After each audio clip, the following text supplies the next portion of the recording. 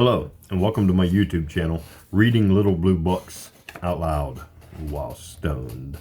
Today we're going to do part 3 of Little Blue Book number 1008, and it is titled The Origin of Religion, written by Joseph McCabe, copyrighted 1926. So, alright, let's start where we picked. Let's see where we, okay, here we are. You ready? Here we go.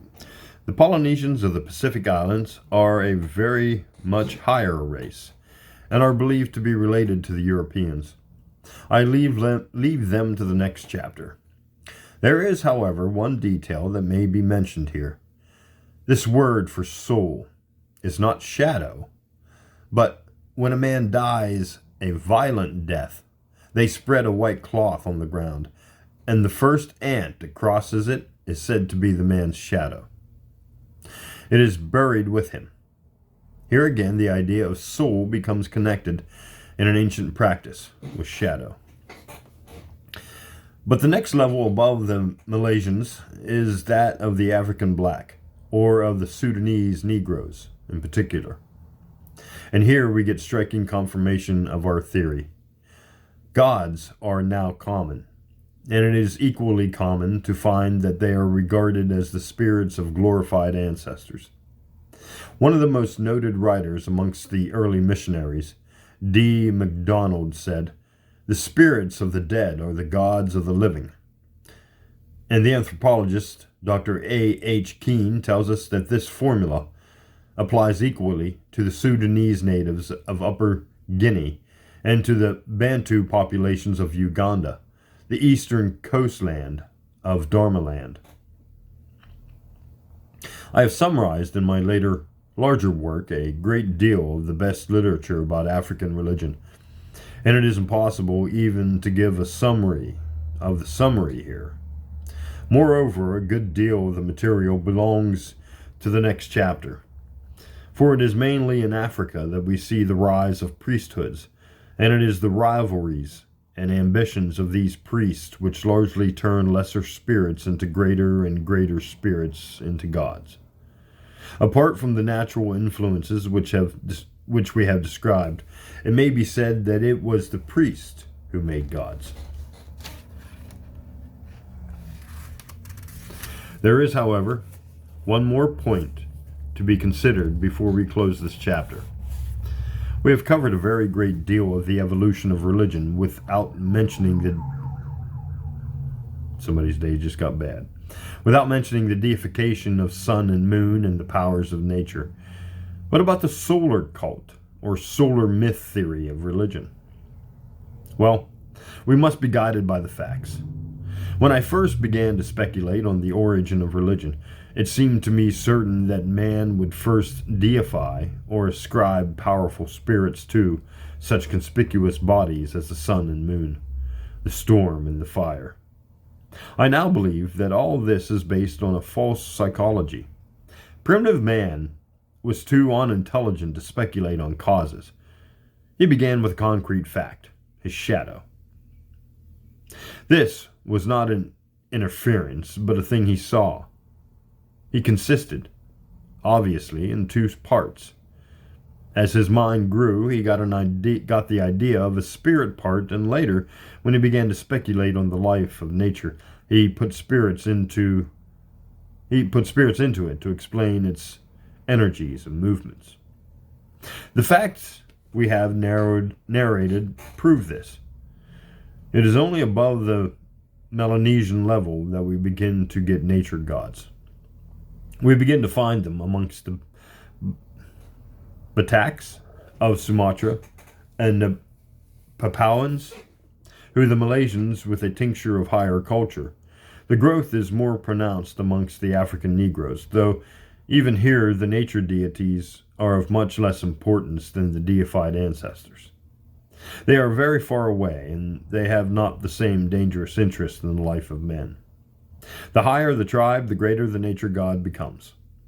On the whole, even in Africa, sun gods and earth goddesses are secondary.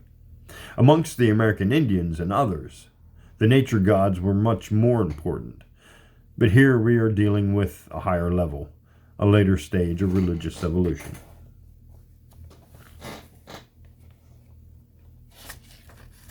Nope, that's the end of chapter 4. On to chapter 5. Cottonmouth break. The rise of priesthoods is chapter 5. Ours is an age of sociology and psychology. You are held superficial unless you can point out the sociological aspects of the matter and make a psychological analysis of it. We have, therefore, theories of the sociological origin of religion, and we have quite a literature about the psychology and psychoanalysis of religion. In the next chapter, we will glance at the latter, leaving a more satisfactory treatment to another book. But we must say a word here about sociological theories of religion, as originally proposed by Durkheim.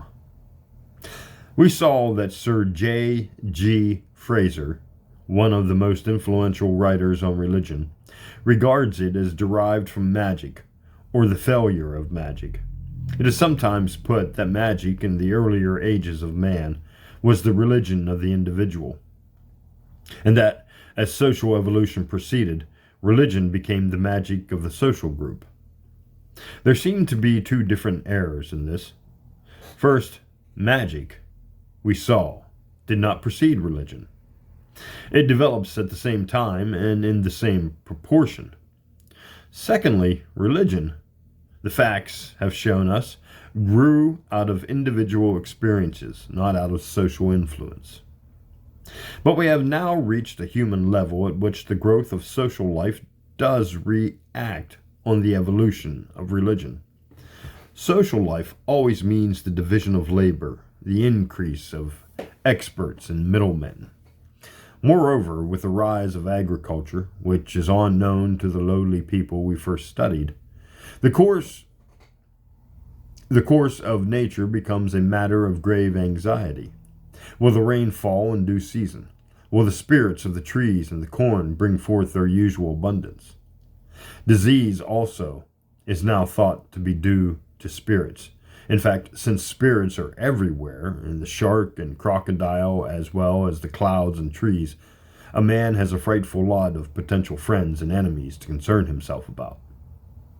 He wants experts on particularly gifted people. So medicine men, rainmakers, wizards, and priests arise. We see the appearance of these middlemen as a quite natural development when we ascend from lower to higher tribes. The Australians have no priests, but, of course, the women and children are, as weaker vessels, not on grounds of sex, excluded from the important ceremonies, and it is the elders particularly who handle the twardy mysteries of the tribes. Amongst the Melanesians, the next level, we find experts appearing. There is no professional caste, but a man can acquire or buy the art of making the sacrifices and placating the spirits, and he becomes a sort of wizard or priest living on his art. Amongst the much higher Polynesians there are definite priests. They enter into communion with the gods, which is proved by convulsions and contortions. They induce the god to speak to the worshipper by putting out of sight an assistant to play the part of the god. They demand presence and turning the page.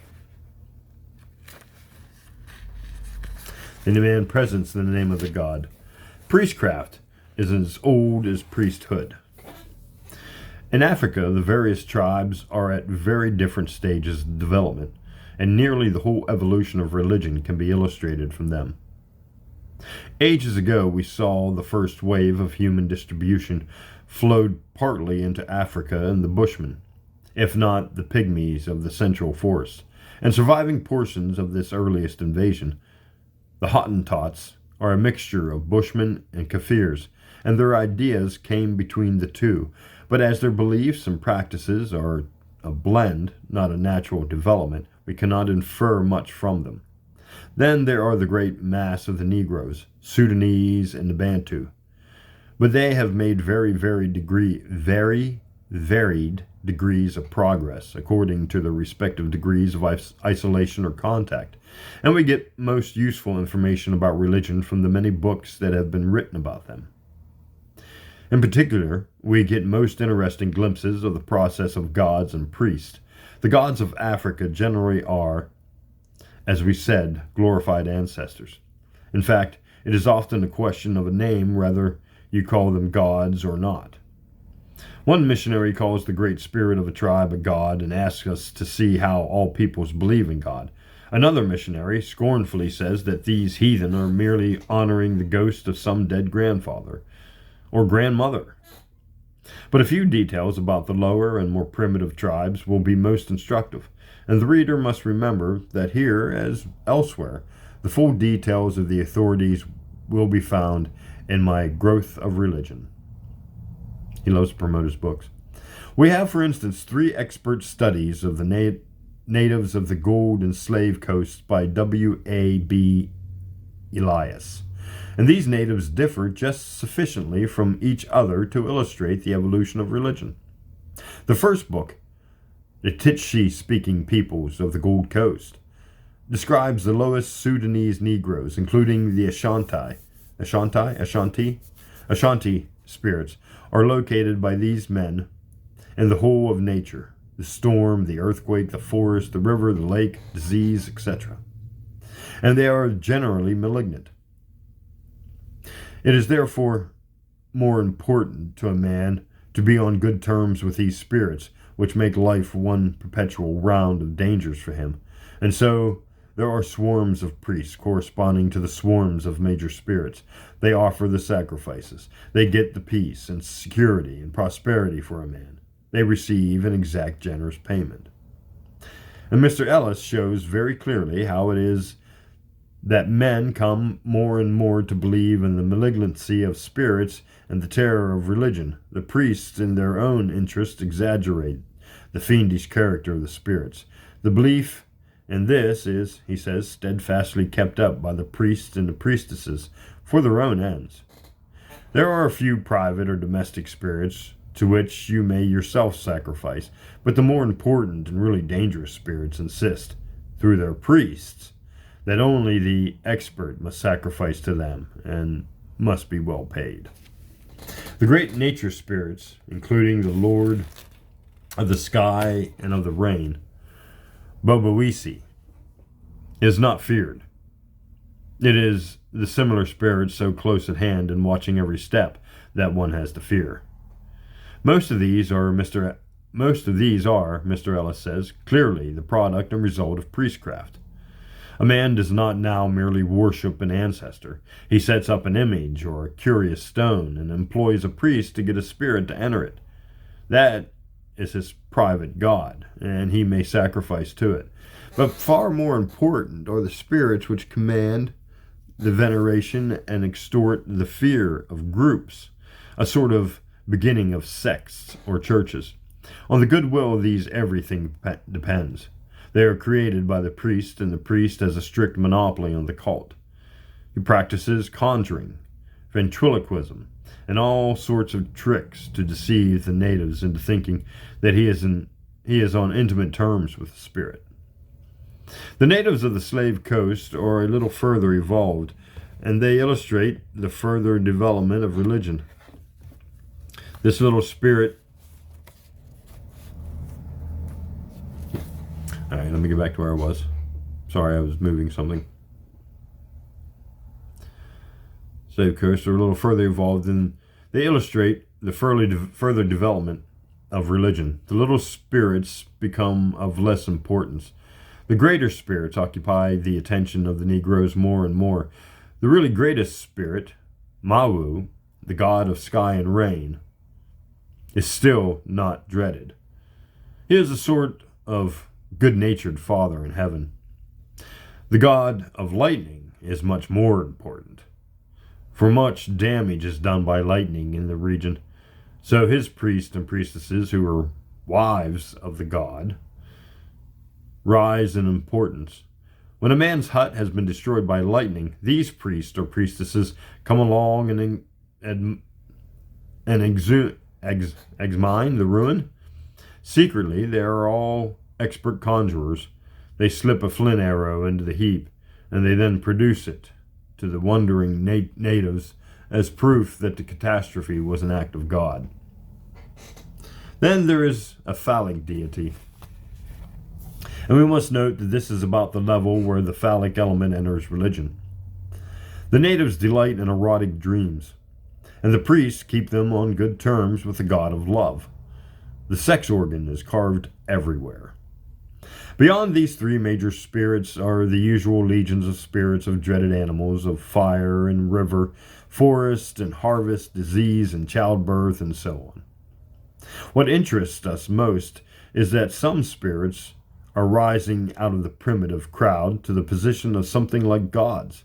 And Mr. Ellis tells us that this is not a natural development, but has been brought about by the priesthood. The ambitions and rivalries of different bodies of priests are beginning to make gods. Their spirit, each group says, is the really great spirit, the one that really matters. We must be careful not to suppose that the deifying of the great ancestor or the veneration of a great element of nature was the one way of making gods. Further east along the Slave Coast is a still higher group of tribes, and Mr. Ellis gives us a book on these. Now the local spirits are generally regarded much as fairies or elves were regarded in Europe during the Middle Ages, and it is a development which sheds a good deal of light even on the religious life of Europe. Just as in Ireland and other places today, the native will light candles round a corpse or at certain seasons, and his priest will light candles in the church, and no one can't turn the page. My chair is creaky. And no one sees the connection. The original object, preserved in the domestic custom, being, of course, to scare away evil spirits. So fairies, sprites, witches, etc., are stages in the evolution of religion.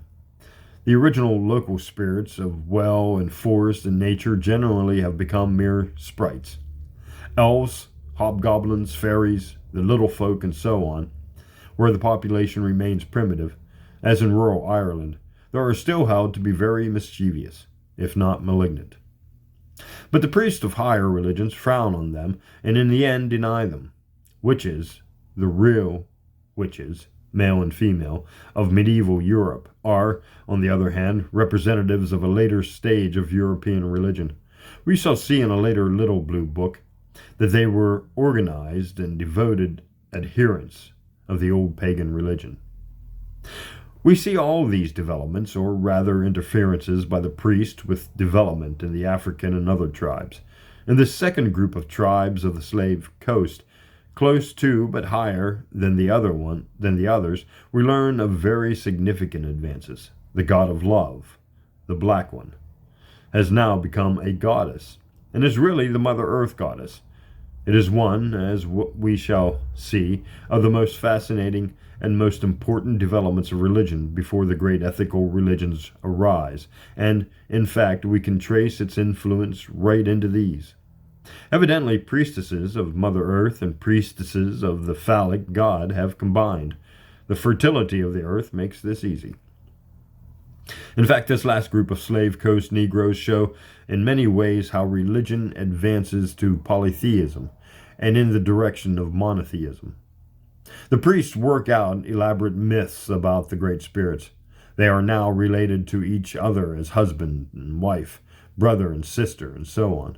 In plain English, there has been a merger, an amalgamation of rival priesthoods.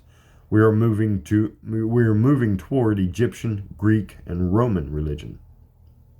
There is very abundant and authoritative literature today about the various African tribes, but in this small sketch we cannot run over it. To those who wish to follow this profoundly interesting study of surviving phases in the development of religion in Africa, I recommend one of these three books of Mr. A.B. Ellis, In the Shadow of the Bush, 1912, by P.A. Talbot, At the Back of the Black Man's Mind, 1906. Not so good, it says in parentheses. So, not so good. And Nigerian Studies, 1910, by Mr. R.E. Dennett. Sir Henry Johnston's Uganda Protectorate, 1902. A.C. Hallis's The Usasi, 1905, the Nandi, 1909, and Mr. E.S. Hartland's article on the Bantu in the Dictionary of Ethics and Religion. In all these, we see the same rise from a crowd of spirits to a few outstanding spirits, which, under the fostering influence of the priest, become what we may call gods. We see the nature gods gradually but slowly rising to importance above deified ancestors. We see rude huts over chiefs' remains or fetishes growing into carved temples. We see priesthoods gaining in power, wealth, and organization. We see the departed spirits gradually acquiring a home, at first in the forest or beyond the hills or in some other vague place, then underground, then with the great spirits in the sky. We see, in fine, a strong tendency everywhere for one great spirit, and it is very commonly the sky god to predominate. Dominate. Ooh, pardon me. Cotton.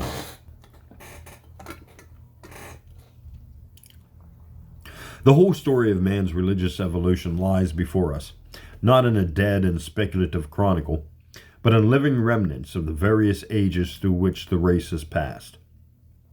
Science is not a series of guesses. It is a careful interpretation of carefully observed facts.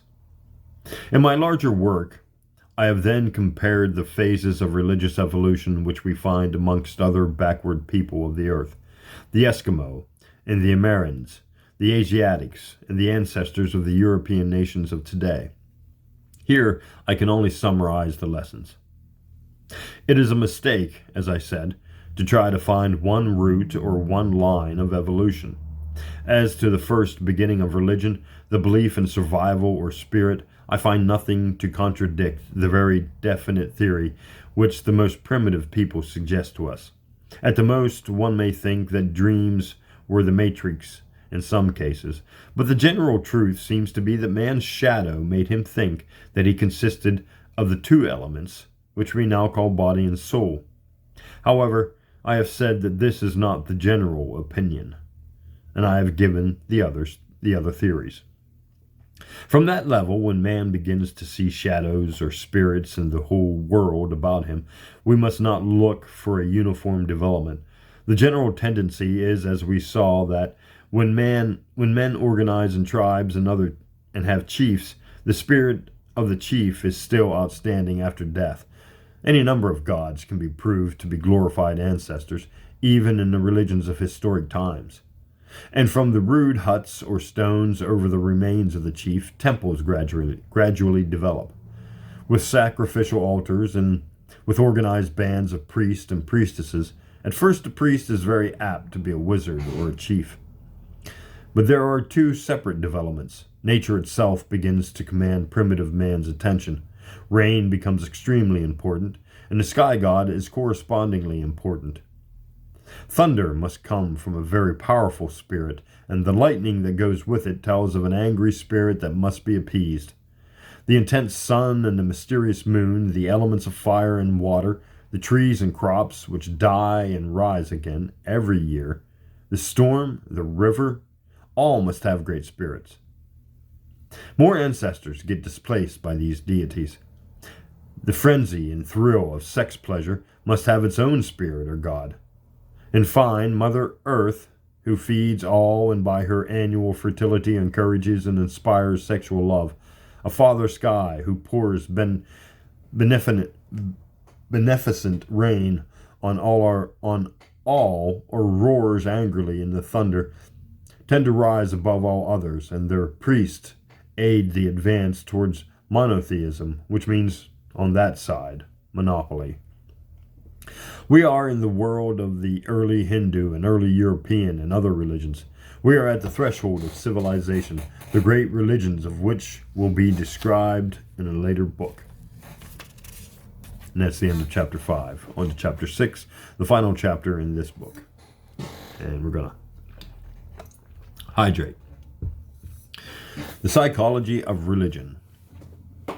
It was quite natural that the rich complex of emotions and ideas which we call, in the subjective sense, religion, should attract the attention of the psychologist.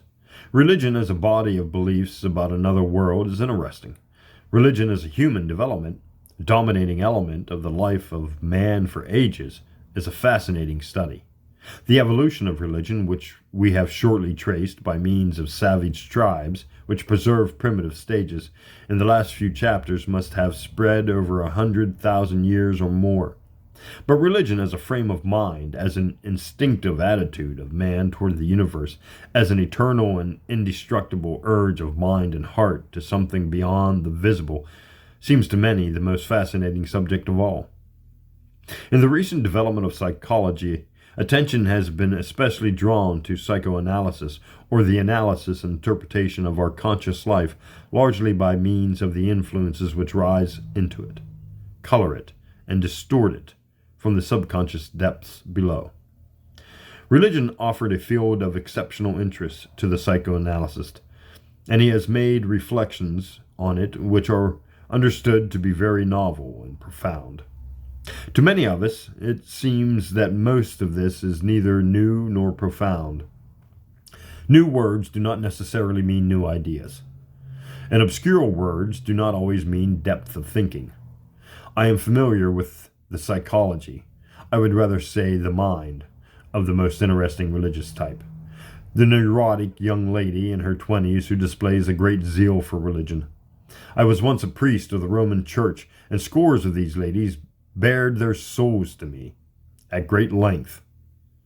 This was before psychoanalysis was born, yet we knew quite well how much suppressed and unrealized sexual desires countered for this in such cases.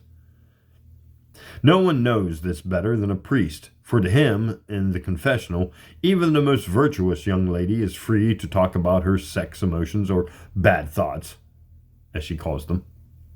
And this leads us at once to the heart of the matter. There is no psychology of religion. That is to say, there are a million different psychologies of religion. The religious psychology of the Tasmanian is not that of the Australian, and it differs again as we rise to the African, the Polynesian, the American, the Mongolian, or the European peasant. The religious psychology of the Minneapolis lady, with her tremendous puritanism and social zeal, has not the least relation to that of the Madrid lady, who thinks that the church exists mainly to forgive indiscretions, or of the South Italian, or Bulgare, or Greek girl who permits unnatural vice without a blush and crosses herself in the presence of a Protestant. The religious psychology of a man is not that of a woman, and there is even no okay, let me read that again. And there is even no such thing as a general religious psychology of the same sex in the same sect or congregation. It is a very large subject and must be left for special treatment later. All that we can do here is to seek if there are any common features at all in the frame of mind which we call religious. It is very difficult to find any such common features. And a reverence for the unknown? Well, the spiritualist is religious, but the objects of his religion, he does not necessarily believe in God, do not inspire awe and reverence, and he would not admit that they are unknown. Probably the mass of Roman Catholics, the illiterate Mexicans and Peruvians, the Italian and Spanish peasants, etc., so rarely feel awe and reverence that he cannot regard it as essential. It is at all events a very small element at what they call their religious life. It is a small and occasional element in the lives of the great majority of religious people. Ask them what religion is, and they will answer correct belief, occasional attendance at church, and a graceful recognition in theory of the moral obligations of Christianity. Religion is not an emotional reaction on the universe or on powers which seem to be manifested through it. Scholars say this, and religious people do not know what they mean. Or Buddhism, as taught by Buddha, and Confucianism. Wait, what is it? Wait, let me do that again. That didn't make sense to me at all. Religion is not an emotional reaction on the universe or on powers which seem to be manifested through it. Scholars say this, and religious people don't know what they mean. And religious people don't know what they mean, period. Are Buddhism, as taught by Buddha, and Confucianism religions? Okay. Are Buddhism, as taught by Buddha, and Confucianism religions? But Buddha and Confucius were agnostics, as we shall see, and Confucianism, at least, has been faithful to its founder, was Stoicism, which was one of the greatest of moral systems, a religion. But the Stoic was completely indifferent to gods or to anything except the life of man, here and now. Matthew Arnold thought that he had solved the difficulty by defining religion as a belief in a power not ourselves that makes for righteousness, a very European or British definition. Most of the religions or gods that man ever invented had no concern whatsoever about righteousness. Morality touched with emotion was another definition. But all morality, especially social morality, is touched with emotion, and most religions are not touched with morality. It is surely plain that, as far as we have covered the field of religion in this book, there is no common psychology of religion.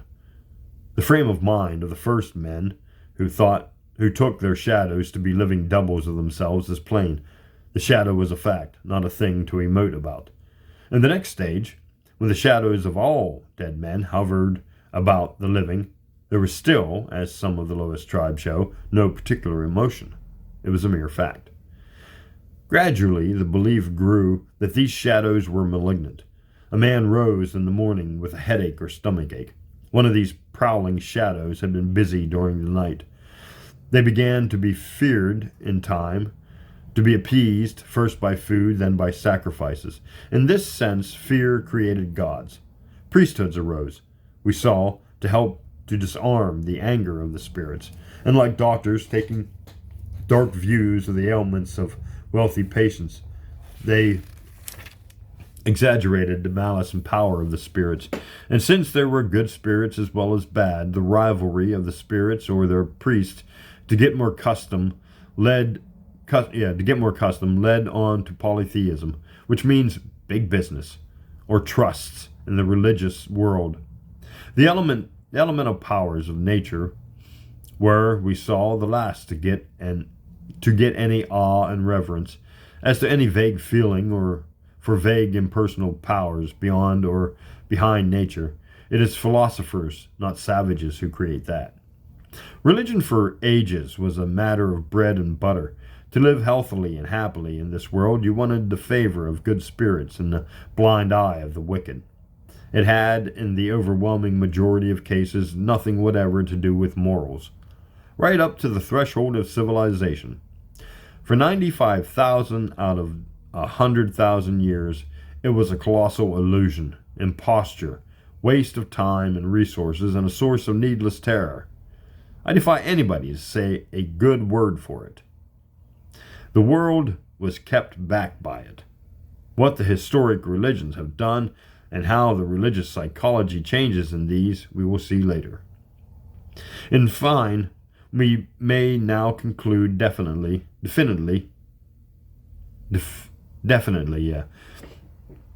that there were no primitive revelation, and there is no religious instinct. The story of the evolution of religion and of the making of priests and gods and temples which we have surveyed is the story of a perfectly natural and continuous growth. Phase succeeds phase as intelligibly as the feather pen leads on to the steel pen, and this to the fountain pen and the typewriter. And the fact gives no indication whatever of a religious instinct, an inner sense or urge or whatever new name one invented. From the beginning to end, it is a question of drawing wrong inferences from observed facts. The shadow, the dream, the nightmare, disease, death, the movements of wind and river, the rain, the sun and moon, the annual births and deaths of vegetation. The only urge beyond the subtle urge of priesthoods is the curiosity of man.